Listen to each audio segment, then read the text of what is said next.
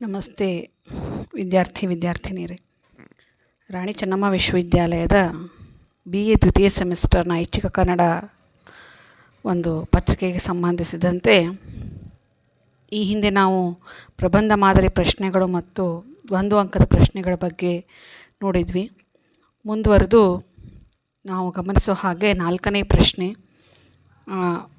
ಬೇಕಾದ 3ಕ್ಕೆ ಟಿಪ್ಪಣಿ ಬರೆಯಿರಿ ಅಂತ ಇರ್ತದೆ. ಅಂದರೆ 5 ಟಿಪ್ಪಣಿಗಳನ್ನು ಕೊಡ್ತಾರೆ, ಅದರಲ್ಲಿ 3 ಟಿಪ್ಪಣಿಗಳನ್ನು ನೀವು ಬರಿಬೇಕು.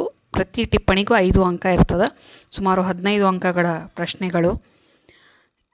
ಈಗಾಗಲೇ ಗೊತ್ತಿರೋ ಹಾಗೆ 4 ಮತ್ತು 5ನೇ ಘಟಕಗಳ ಸಂಬಂಧಪಟ್ಟಂಥ ಟಿಪ್ಪಣಿಗಳು ಅಂತ ಆ ಪ್ರಶ್ನೆ ಪತ್ರಿಕೆ ಮೊದಲಲ್ಲಿ ಏನು ಅಂತಂದರೆ ನಾನು ನಿಮಗೆ ಮಾದರಿಯಲ್ಲೇ ಹೇಳಿದ್ದೆ.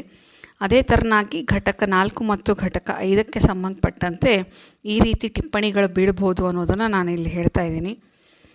ದಾಸ ಸಾಹಿತ್ಯದ ಸ್ವರೂಪ ಲಕ್ಷಣ. ಕೆಲವೊಂದು ಸಾರಿ ಅನಿಸುತ್ತೆ ನನಗೆ ಪ್ರಬಂಧ ಮಾದರಿ ಬಿದ್ದರೂ ಬೀಳಬಹುದು ಅಂತ ಹೇಳಿ ಅನಿಸ್ತದೆ. ಆದರೂ ಪರವಾಗಿಲ್ಲ, ಟಿಪ್ ಹೇಳಿದ್ರಿಂದ ಅಲ್ಲಿ ದಾಸ ಸಾಹಿತ್ಯ ಸ್ವರೂಪ ಲಕ್ಷಣ 5 ಅಂಕದ ಕೇಳ್ಬೋದು. ಅದಾದ ನಂತರ ನಿಮ್ಮ ಪಠ್ಯಕ್ರಮದಲ್ಲಿ ಇರೋ ಹಾಗೆಯೇ ಸಹಜವಾಗಿ ನರಹರಿ ತೀರ್ಥರು, ಶ್ರೀಪಾದರಾಯರು, ಪುರಂದರದಾಸರು, ಕನಕದಾಸರು, ವ್ಯಾಸರಾಯರು ಇವರಲ್ಲಿ ಯಾರಾದ್ರ ಬಗ್ಗೆನೂ ಕೂಡ ಏನು ಅಂತಂದರೆ ಅಲ್ಲಿ ಟಿಪ್ಪಣಿಯನ್ನು ಕೇಳಬಹುದು. ನೀವು ಇದು ಬರೆಯೋದಕ್ಕೆ ಸ್ವಲ್ಪ ಆಗ್ತದೆ ಅಂತ ನಿಮ್ಗೆ ಅನಿಸ್ತಿತ್ತು ಅಂದರೆ ಅವ್ರು ಬರೆದಂಥ ಒಂದು 4 ಕೀರ್ತನೆಗಳನ್ನು ನೀವು ಬಾಯಿಪಾಠ ಹಾಕಿ ಅದನ್ನು ಬರೀಬೇಕು. ಅಂದಾಗ ಮಾತ್ರ ನಿಮಗೆ ಅದು 5 ಅಂಕಕ್ಕೆ ಬರೆಯೋದಕ್ಕೆ ಸಾಧ್ಯ ಆಗ್ತದೆ. ನಿಮಗೆ ಪುರಂದರದಾಸರು, ಕನಕದಾಸರ ಬಗ್ಗೆ ಸಾಕಷ್ಟು ಮಾಹಿತಿ ಸಿಗ್ತದೆ, ಅದನ್ನು ನೀವು ಬರಿಬೋದು. ಆದರೆ ನರಹರಿ ತೀರ್ಥರು, ಶ್ರೀಪಾದರಾಯರು, ವ್ಯಾಸರಾಯರ ಬಗ್ಗೆ ನಿಮ್ಗೆ ಕಡಿಮೆ ಮಾಹಿತಿ ಸಿಗ್ಬೋದು. ಇಲ್ಲಾಂದ್ರೆ ಸ್ವಲ್ಪ ದಾಸ ಸಾಹಿತ್ಯದ ಬಗ್ಗೆ ಬರೆದು ತದನಂತರ ಅವರು ಯಾವ ವ್ಯಕ್ತಿ ಬಗ್ಗೆ ಕೊಟ್ಟಿರ್ತಾರೋ ಅವ್ರ ಬಗ್ಗೆ ಬರೆದ್ರೂ ಕೂಡ ನಿಮಗೇನು ಅಂತಂದರೆ ಅಲ್ಲಿ ಸಾಧ್ಯ ಆಗ್ತದೆ ಟಿಪ್ಪಣಿಯಲ್ಲಿ ಬರೆಯೋದಕ್ಕೆ. ಇನ್ನು ಈ ದಾಸ ಸಾಹಿತ್ಯಕ್ಕೆ ಸಂಬಂಧಪಟ್ಟಂತೆ 1 ಅಂಕದ ಪ್ರಶ್ನೆಗಳನ್ನು ನೋಡಬೇಕು ಅಂತಂದಾಗ ಕನ್ನಡದ ಆದ್ಯ ಕೀರ್ತನಕಾರರು ಯಾರು? ಅವರು ನರಹರಿ ತೀರ್ಥರು ಅಂತ ಹೇಳಲಾಗ್ತದೆ. ನರಹರಿ ತೀರ್ಥರ ಅಂಕಿತವೇನು? ಶ್ರೀ ರಘುಪತಿ ಅಂತ ಹೇಳಿ. ಕೀರ್ತನೆ ಎಂದರೇನು? ಪ್ರಶ್ನೆ. ರಾಗ, ತಾಳ, ಪಲ್ಲವಿ, ಅನುಪಲ್ಲವಿಗಳ ಯೋಜನೆ ಇರುವ ಸಂಗೀತ ಪ್ರಧಾನ ಸಾಹಿತ್ಯವೇ ಕೀರ್ತನೆ. ಕೀರ್ತನೆಯಲ್ಲಿ ಸಂಗೀತ ಕಂಪಲ್ಸರಿಯಾಗಿ ಇದ್ದೇ ಇರ್ತದೆ ಅನ್ನುವಂಥದ್ದನ್ನು ಅರ್ಥ ಮಾಡ್ಕೋಬೇಕು. ಸುಳಾದಿ ಎಂಬುದು ಯಾವುದರ ಪರ್ಯಾಯ ಪದ? ಸುಳಾದಿ ಅನ್ನೋದು ಸುಡಾಲಿ ಅನ್ನುವಂಥ ಒಂದು ಪದದ ಪರ್ಯಾಯ ಪದ ಅಂತ ಹೇಳ್ಬೋದು. ಹಾಗಾದರೆ ಸುಳಾದಿ ಅಥವಾ ಸುಡಾಲಿ ಅಂದರೆ ಏನು ಅಂತಂದು ಪ್ರಶ್ನೆ. ಸುಳಾದಿ ಅಂದರೆ ಸುಲಭವಾದ ಹಾದಿ, ಸುಲಭವಾಗಿ ಹಾಡಲಿಕ್ಕೆ ಇರುವಂಥ ಒಂದು ಅವಕಾಶ, ಸುಲಭವಾದ ಹಾದಿ ಅಂತ ಹೇಳ್ಬೋದು. ಊಘಾಭೋಗ ಅನ್ನುವಂಥ ಪದ ಹೇಗೆ ಹುಟ್ಕೊಂಡಿದೆ ಅಂತ, ಅಲ್ಲಿ ಉದ್ಗ್ರಾಹ ಮತ್ತು ಅಭೋಗ ಈ 2 ಪದಗಳು ಸೇರಿ ಊಘಾಭೋಗ ಅನ್ನುವಂಥ ಪದ ಹುಟ್ಟಿಕೊಂಡಿದೆ ಅಂತ ಹೇಳ್ಬೋದು. ಮುಂದಿನ ಪ್ರಶ್ನೆ. ಕನ್ನಡದ ಹರಿದಾಸ ಸಾಹಿತ್ಯದ ಪಿತಾಮಹ ಯಾರು? ಕನ್ನಡದ ಹರಿದಾಸ ಸಾಹಿತ್ಯದ ಪಿತಾಮಹ ಅಂತ ಶ್ರೀಪಾದರಾಯರನ್ನ ಕರೀತಾರೆ. ಶ್ರೀಪಾದರಾಯರ ಅಂಕಿತವೇನು? ಶ್ರೀಪಾದರಾಯರ ಅಂಕಿತ ರಂಗವಿಠಲ ಅಂತ. ಶ್ರೀಪಾದರಾಯರ ಕೃತಿಗಳು ಯಾವುವು?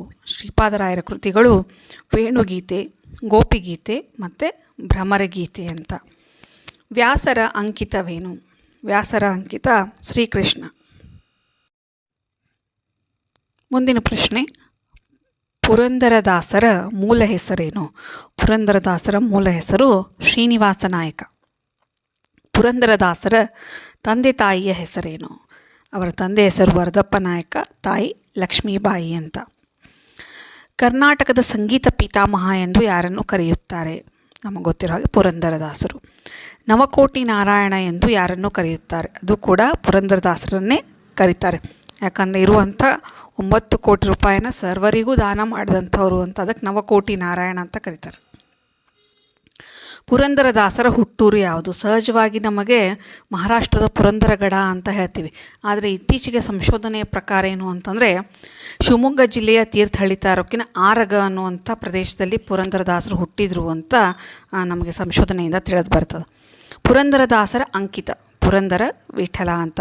ಪುರಂದರದಾಸರು ಸುಮಾರು 4,75,000 ಕೀರ್ತನೆಗಳನ್ನು ರಚನೆ ಮಾಡಿರುವಂಥದ್ದು. ಕನಕದಾಸರ ಊರು ಯಾವುದು? ಹಾವೇರಿ ಜಿಲ್ಲೆಯ ಬಾಡ್ ಗ್ರಾಮ. ಕನಕದಾಸರ ಮೂಲ ಹೆಸರೇನು? ಕನಕದಾಸರ ಮೂಲ ಹೆಸರು ತಿಮ್ಮಪ್ಪ ನಾಯಕ. ಇಲ್ಲಿ ದ್ವಂದ್ವ ಮಾಡ್ಕೊಳ್ಳುವಂಥದ್ದಿಲ್ಲ. ಪುರಂದರದಾಸರದು ಶ್ರೀನಿವಾಸ ನಾಯಕ, ಕನಕದಾಸರದು ತಿಮ್ಮಪ್ಪ ನಾಯಕ ಅಂತ. ಕನಕದಾಸರ ತಂದೆ ತಾಯಿಯ ಹೆಸರೇನು? ತಂದೆ ಹೆಸರು ಬೀರಪ್ಪ, ತಾಯಿ ಹೆಸರು ಬಚ್ಚಮ್ಮ ಅಂತ. ಕನಕದಾಸರ ಕೃತಿಗಳಾವವು? ಕನಕದಾಸರ ಕೃತಿಗಳು ಮೋಹನ ತರಂಗಿಣಿ, ಚರಿತ್ರೆ, ಹರಿಭಕ್ತಿ ಸಾರ ಮತ್ತು ರಾಮಧಾನ್ಯ ಚರಿತೆ. ಕನಕದಾಸರ ಅಂಕಿತ ನಾಮವೇನು? ಕನಕದಾಸರ ಅಂಕಿತ ನಾಮ ಕಾಗಿನೆಲೆಯಾದಿ ಕೇಶವ ಅಂತ. ಇನ್ನು ನಾವು ಟಿಪ್ಪಣಿಗೇನು ಸಂಬಂಧಪಟ್ಟ ಹಾಗೆ ಮತ್ತೆ ಆಗಲೇ ಹೇಳಿದಾಗೆ ಘಟಕ 4 ಮತ್ತು 5 ಅಂತ ಹೇಳಿದಾಗ 5ನೇ ಘಟಕ ಸಂಬಂಧಪಟ್ಟಂಥದ್ದು ಯಾವುದು ಅಂದರೆ ತ್ರಿಪದಿ, ಸಾಂಗತ್ಯ, ತತ್ವಪದ ಇವುಗಳಿಗೆ. ಹೀಗಾಗಿ ಅಲ್ಲಿ 5 ಅಂಕದ ಟಿಪ್ಪಣಿಯಲ್ಲಿ ತ್ರಿಪದಿ, ಸಾಂಗತ್ಯ, ತತ್ವಪದ ಇವುಗಳನ್ನು ಕೇಳ್ಬೋದು. ಅಂದರೆ ಇವುಗಳು ಹುಟ್ಟು ಅಥವಾ ಸ್ವರೂಪ, ಲಕ್ಷಣ ಇವು ಮೂತ್ರನೂ ಕೇಳ್ಬೋದು. ಅದ್ರ ಜೊತೆಗೆ ಆ ಸಂದರ್ಭದಲ್ಲಿ ಕವಿಗಳು ರತ್ನಾಕರ ವರ್ಣಿ, ಸಂಚಿ ಹೊನ್ನಮ್ಮ, ಸರ್ವಜ್ಞ, ನಿಜಗುಣ ಶಿವಯೋಗಿ, ಮುಪ್ಪಿನ ಷಡಕ್ಷರಿ, ಕಡ್ಕೋಳ ಮಡಿವಾಳಪ್ಪ, ಶಿಶುನಾಳ ಶರೀಫ ಎಲ್ಲ ಹೇಳಿಬಿಟ್ರಲ್ರಿ ಅಂತ ಅನ್ಬೋದು ನೀವು. ಆದರೆ ಅನಿವಾರ್ಯ ಇವನ್ನೆಲ್ಲವನ್ನು ಓದಲೇಬೇಕು. ಯಾವ ಪ್ರಶ್ನೆ ಬಿಡ್ತದೆ ಅಂತ ಹೇಳಿಕ್ಕಾಗಲಿ ಟಿಪ್ಪಣಿಯಲ್ಲಿ.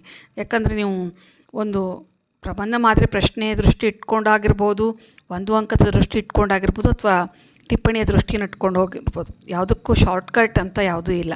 ಯಾವಾಗಲೂ ಓದಿದಾಗಲೇ ನಮಗೇನು ಅಂತಂದರೆ ಒಳ್ಳೆಯ ಅಂಕಗಳನ್ನು ಗಳಿಸೋದಕ್ಕೆ ಸಾಧ್ಯ.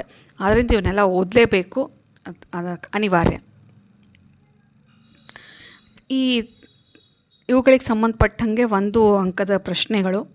ತ್ರಿಪದಿ ಎಂದರೇನು?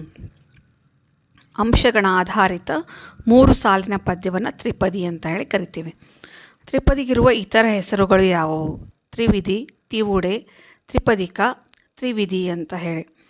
ಕನ್ನಡದ ಮೊದಲ ತ್ರಿಪದಿ ಶಾಸನ ಯಾವುದು? ಬಾದಾಮಿ ಶಾಸನ, 7ನೇ ಶತಮಾನದ್ದು, ಅಥವಾ ಕಪ್ಪೆಯಾರ್ಭಟನ ಶಾಸನ ಅಂತ ಹೇಳ್ತೀವಿ. ಕನ್ನಡದ ಮೊದಲ ತ್ರಿಪದಿ ಕಾವ್ಯ ಯಾವುದು? ಅದು ಶಾಸನ ಆದರೆ ಇದು ಕಾವ್ಯ.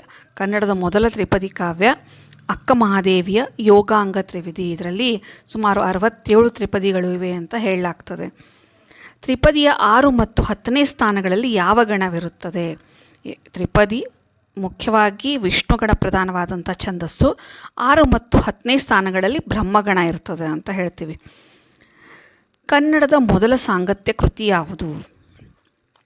ಕನ್ನಡದ ಮೊದಲ ಸಾಂಗತ್ಯ ಕೃತಿ ದೇವರಾಜನ ಸೊಬಗಿನ ಸೋನೆ ಅಥವಾ ದೇಪರಾಜನು ಅಂತ ಹೇಳ್ತಾರೆ. ದೇವರಾಜನು ಅಂತ ಹೇಳ್ತಾರೆ, ದೇವರಾಜನ ಸೊಬಗಿನ ಸೋನೆ ಅಂತ. ರತ್ನಾಕರ ವರ್ಣಿಯ ಜನ್ಮಸ್ಥಳ ಯಾವುದು? ದಕ್ಷಿಣ ಕನ್ನಡ ಜಿಲ್ಲೆಯ ಮೂಡುಬಿದಿರೆ ಅಂತ ಹೇಳ್ತೀವಿ. ರತ್ನಾಕರ ವರ್ಣಿಗೆ ರಾಜಾಶ್ರಯವನ್ನು ನೀಡಿದವರು ಯಾರು? ಕಾರ್ಕಳದ ಭೈರರಾಜ ಅಂತ. ರತ್ನಾಕರ ವರ್ಣಿಗಿರುವ ಬಿರುದುಗಳು ಯಾವುವು? ಆತನಿಗಿದ್ದಂಥ ಬಿರುದುಗಳು ರತ್ನಾಕರ ಅಣ್ಣ, ರತ್ನಾಕರ ಸಿದ್ಧ, ಶೃಂಗಾರ ಕವಿ ಅನ್ನುವಂಥ ಬಿರುದುಗಳು ಇದ್ವು. ರತ್ನಾಕರ ವರ್ಣಿಯ ಕೃತಿಗಳು ಯಾವುವು? ಆತನ ಕೃತಿಗಳು 4: ಭರತೇಶ ವೈಭವ, ತ್ರಿಲೋಕ ಶತಕ, ರತ್ನಾಕರಾಧೀಶ್ವರ ಶತಕ, ಅಪರಾಜಿತೇಶ್ವರ ಶತಕ ಅಂತ 4. ಇವು 3 ಶತಕ ಕಾವ್ಯಗಳು. ರತ್ನಾಕರ ವರ್ಣಿಯ ಸಾಂಗತ್ಯ ಕೃತಿ ಭರತೇಶ ವೈಭವ. ಆಗಲೇ ಹೇಳ್ದಂಗೆ ಭರತೇಶ ವೈಭವ ಸಾಂಗತ್ಯ ಕೃತಿ. ಉಳಿದದ್ದು 3 ಶತಕ ಕಾವ್ಯ ಅಂತ ಹೇಳ್ಬೋದು. ಸಂಚಿ ಹೊನ್ನಮ್ಮಳ ಊರು ಯಾವುದು? ಸಂಚಿ ಹೊನ್ನಮ್ಮಳ ಊರು ಮೈಸೂರು ಜಿಲ್ಲೆಯ ಯಳಂದೂರು ಅಂತ. ಹೊನ್ನಮ್ಮನಿಗೆ ಆಶ್ರಯ ನೀಡಿದವರು ಮೈಸೂರಿನ ಚಿಕ್ಕದೇವರಾಜ ಒಡೆಯರವರು. ಸಂಚಿ ಹೊನ್ನಮ್ಮಳ ಸಾಂಗತ್ಯ ಕೃತಿ ಹದಿಬದೆಯ ಧರ್ಮ. ಸಂಸಾರದ ಕೈಪಿಡಿ, ದಾಂಪತ್ಯದ ಸಿರಿಗನ್ನಡಿ ಅಂತ ಯಾವ ಕೃತಿಯನ್ನು ಕರೀತಾರೆ? ಸಂಚಿ ಹೊನ್ನಮ್ಮಳ ಹದಿಬದೆಯ ಧರ್ಮವನ್ನು. ಸರ್ವಜ್ಞನ ಜನ್ಮಸ್ಥಳ ಯಾವುದು? ಹಾವೇರಿ ಜಿಲ್ಲೆಯ ಹಿರೇಕೆರೂರು ತಾಲೂಕಿನ ಅಬ್ಬಲೂರು ಅಥವಾ ಅಂಬಲೂರು, ಮಾಸೂರು ಅಂತಲೂ ಕೂಡ ಹೇಳ್ತಾರೆ, ಆದರೆ ಅಬ್ಬಲೂರು ಅಥವಾ ಅಂಬಲೂರು ಕರೆಕ್ಟು. ಸರ್ವಜ್ಞನ ಮೂಲ ಹೆಸರು ಪುಷ್ಪದತ್ತ ಅಂಥೇಳಿ. ಸರ್ವಜ್ಞನ ಅಂಕಿತನಾಮ ಸರ್ವಜ್ಞ. ಆತನ ಕೊನೆ ಸಾಲುಗಳ ತ್ರಿಪದಿಯಲ್ಲಿ ಬರಿತಾನಾತ. ಬರುವಂಥದ್ದು ಯಾವುದು ಅಂದರೆ ಸರ್ವಜ್ಞ ಅಂತಲೇ ಬರ್ತದೆ. ಇನ್ನು ನಿಜಗುಣ ಶಿವಯೋಗಿಗಳ ಕೃತಿಗಳಾವವು? ನಿಜಗುಣ ಶಿವಯೋಗಿಗಳ ಕೃತಿಗಳು ಕೈವಲ್ಯ ಪದ್ಧತಿ, ಪರಮಾನುಭವ ಬೋಧೆ, ಪರಮಾರ್ಥ ಗೀತೆ, ಅನುಭವ ಸಾರ, 63 ತ್ರಿಪದಿ, ಪರಮಾರ್ಥ ಪ್ರಕಾಶಿಕೆ ಮತ್ತು ವಿವೇಕ ಚಿಂತಾಮಣಿ ಅಂತ. ಮುಪ್ಪಿನ ಷಡಕ್ಷರಿಯವರ ಕೃತಿಗಳು ಯಾವುವು? ಸುಬೋಧ ಸಾರ, ಶಿವಪೂಜಾಷ್ಟಕ, ಶಿವಯೋಗಾಷ್ಟಕ, ಕೈವಲ್ಯ ಪದ್ಯಗಳು. ನಿಜಗುಣ ಶಿವಯೋಗಿಗಳು ಮತ್ತು ಮುಪ್ಪಿನ ಷಡಕ್ಷರಿಯವರು ಹೆಚ್ಚು ಕಡಿಮೆ ಒಂದೇ ಕಾಲಾವಧಿಯಲ್ಲಿ ಒಂದು 5-10 ವರ್ಷ ಕಾಲಾವಧಿಯಲ್ಲಿ ಇರುವಂಥದ್ದು. ಇಬ್ಬರೂ ಕೂಡ ಶಂಭುಲಿಂಗ ಬೆಟ್ಟದ ಮೇಲೆ ಏನು ಅಂದರೆ ತಪಸ್ಸನ್ನು ಆಚರಣೆ ಮಾಡಿದ್ರು ಅಂತ ಹೇಳಲಾಗ್ತದೆ. ಋಷಿ ಕವಿ ಅಂತ ಯಾರನ್ನ ಕರೀತಾರೆ? ಋಷಿ ಕವಿ ಅಂತ ಮುಪ್ಪಿನ ಷಡಕ್ಷರಿಯವ್ರನ್ನ ಕರೀತಾರೆ. ಮುಂದೆ ಶಿಶುನಾಳ ಶರೀಫರ ಪೂರ್ತಿ ಹೆಸರೇನು? ಅವರ ಪೂರ್ತಿ ಹೆಸರು ಮೊಹಮ್ಮದ್ ಶರೀಫ್ ಅಂತ. ಶಿಶುನಾಳ ಶರೀಫರ ಹುಟ್ಟೂರು ಯಾವುದು?